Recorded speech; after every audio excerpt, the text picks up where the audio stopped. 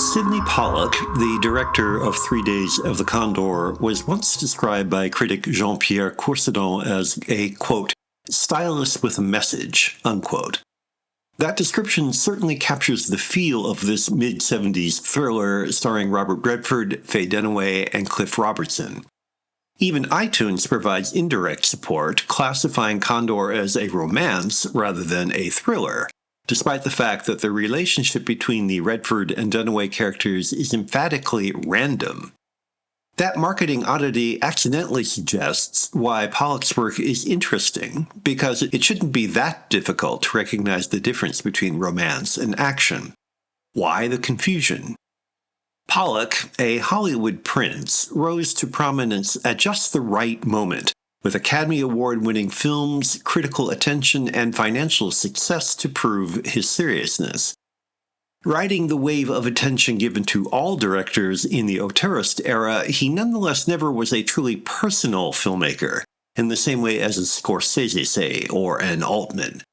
So, when commercial success began to trump individuality, someone like Pollack, undeniably a commercial filmmaker, suddenly was neither commercial enough nor sufficiently idiosyncratic to be a brand of his own.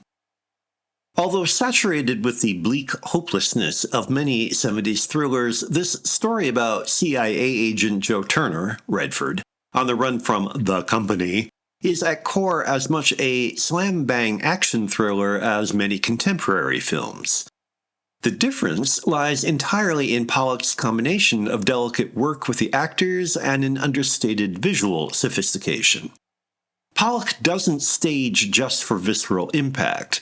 Every scene is carefully composed with an eye for the qualities of light, shades of emotion, the luminous reflections of objects and materials, the seductive grace of feline camera moves. The style provides a triumph of feeling over substance, or rather, given the routine material, it provides feeling as substance. Which raises the question of how much stylization an audience will tolerate if it gets in the way of the thrills. Because while there is plenty of action in Condor, it is not a high-velocity roller coaster, and even the suspense is fairly subdued. That misclassification at iTunes starts to make sense when you realize that Pollack has made a thriller as if it were a romance. The relationship between Turner and Kathy Hale, Dunaway, is thereby the most distinctive thing, but not the most important. Pollack has allowed his feelings and interests to shape the results in a way that potentially gets in the way of the jolts the genre promises. Is there a role for directors like Pollack anymore? It is quite possible that the days when smart directors like him could invest mainstream productions with real feeling are indeed over.